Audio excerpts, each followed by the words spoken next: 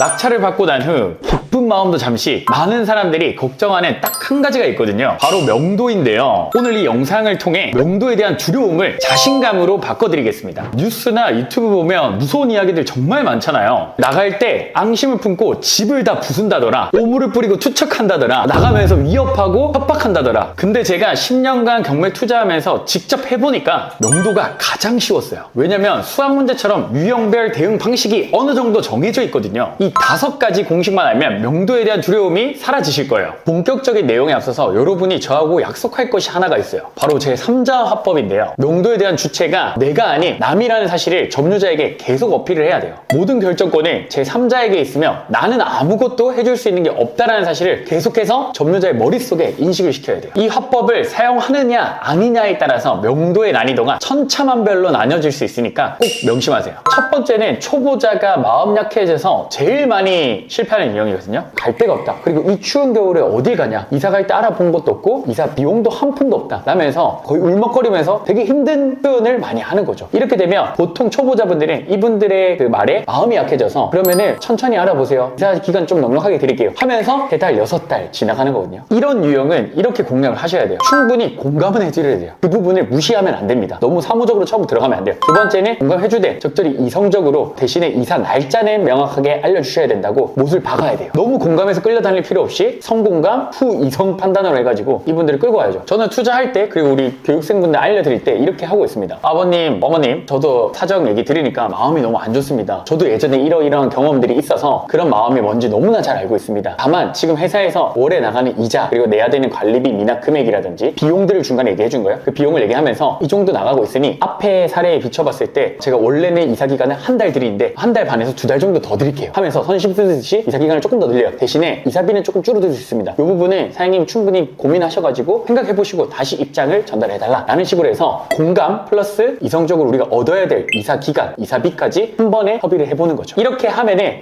상황이 이해가 되는 거예요. 나는 힘든 건 맞지만 진짜 이 상황 자체가 이 사람이 하는 게 아니기 때문에 진짜 회사에서는 그렇게 비용이 발생하고 이러다 보니까 내가 이 정도 기간 안에는 나가줘야 된다라는 인식이 딱 머리에 박히는 거예요. 그래서 이성적으로 본인도 이제 판단하게 되는 거죠. 이렇게 하게 되면 끌려다니지 않고 좀 더 수월하게 명도를 할 수가 있습니다. 두 번째 유형 같은 경우는 큰 목소리 내는 분들 있죠. 큰 목소리 내면서 그냥 나 안 나가 강제 집행해 하면서 으름장 놓는 유형이 좀 있습니다. 이런 경우는 많이 없어요. 10명 중에 1명 될까요? 보통은 아까 얘기 드린 사례대로 그냥 적절히 이사 비용과 이사 기간을 협의하면 다 알아서 나가긴 합니다. 아파트는 특히 그래요. 지금 이런 사례들은 빌라나 상가, 토지 명도가 좀 어려운 난이도 때 나오는 유형들일 거예요. 앞으로 아파트에서는 1번 유형 같은 것들이 제일 많아서 적당히 협의를 해서 마무리하면 됩니다. 추후에 그런 물건들 한다고 했을 때 여러분들 도움 받으시면 됩니다. 큰 목소리 내면서 위협하고 으름장 내는 사람들은 어떻게 하냐? 사실은 시비를 거는 거거든요. 시비를 걸어서 감정의 골을 되게 깊게 만들고 서로 안 좋은 상황으로 치달을 수 있는 상황이에요. 그분의 말에 대응을 하면요. 감정적으로 그분이 나왔을 때 감정적으로 똑같이 대응하는 게 아니라 그 자리에서는 일단 들어주세요. 들어주시고 충분히 사장님 입장을 이해했습니다. 다만 제가 지금 결정할 수 있는 게 없어서 회사에 보고를 한 후에 다시 입장을 얘기 드리겠습니다. 너무 감정적으로 하지 마시고 저도 최대한 중간에서 입장 조율을 잘 해보겠습니다 하고 일단락치는 게 첫 번째입니다. 그 다음에는 서류로서 압박을 하면 됩니다. 내용 증명 보내고요. 인도명령 보내고 강제집행 신청하는 거를 전체 절차로 딱 보내면 돼요. 법적인 절차로 이렇게 진행된다라는 것만 무심하게 던져주면 됩니다. 그게 이분들을 제압할 수 있는 방법이에요. 그분들이 그런 서류들을 받으면 진짜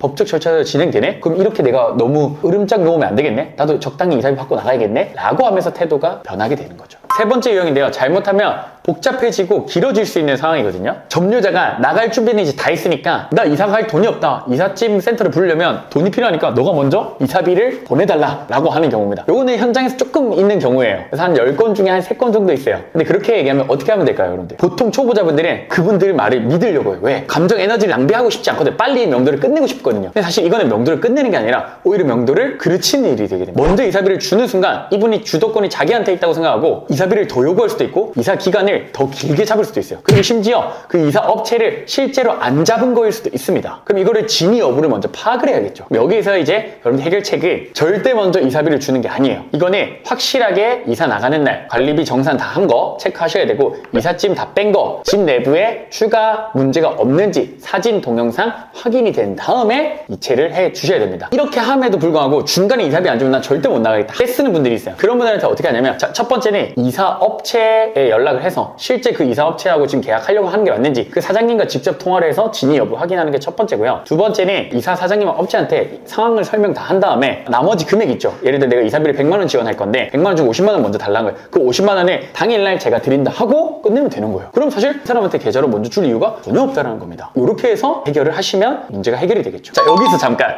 여러분들 이사비를 측정하는 꿀팁이 하나가 있는데요. 보통 아파트의 경우는 100만 원에서 200만 원 평수 따라 좀 다르지만 실제 이사비 나가는 비용이 34평 기준으로 요즘에 한 200만 원 조금 넘거든요. 근데 이 이사비를 다 주기보다는 저희는 한 100만 원 선에서 끊어요. 법률자한테도 처음 여러분들 얘기할 때 100만 원, 200만 원까지 안 갈 수 있는 이유가 이사비를 저희는 지원해드립니다. 모든 것을 내드린다가 아니라 지원해드린다라고 처음에 못 받고 시작을 해야 이사비를 최대한 줄일 수 있다라는 이렇게 한번 얘기를 드리겠습니다. 네 번째는 가장 스트레스 많이 받는 희망 고문 유형이거든요. 이거 진짜 스트레스 받아요. 그냥 협조해주는 척 되게 잘하시거든요. 근데 일주일씩 매번 1, 2주씩만 밀어요. 근데 말도 되게 공손하게 하고요. 친절하게 합니다. 여기서 다 속아 넘어가는 거거든요. 이분들을 해결할 수 있는 방법 뭐냐면요. 이때는 한 번 약속을 어기거나 그러기 전에 이미 강제 집행 신청을 해놓는 거예요. 그래서 그 서류를 미리 보내놔야 됩니다. 너가 약속을 안 지키면 우리가 이거 바로 강제 집행 신청해서 집행까지 들어갈 수 있으니까 너 이날 약속 꼭 지켜야 돼 라고 무언의 압박을 미리 줘놔야 돼요. 그걸 안 주고 그냥 그 사람 말만 믿고 있다가 그 날짜가 됐어. 한 이틀, 3일 전에 연락 옵니다. 한 일주일만 정말 죄송한데 어디가 미뤄져서요. 친척집에 가려고 했는데 뭐 어떤 사정이 있어서요. 계속 이렇게 늘어날 수 있거든요. 그래서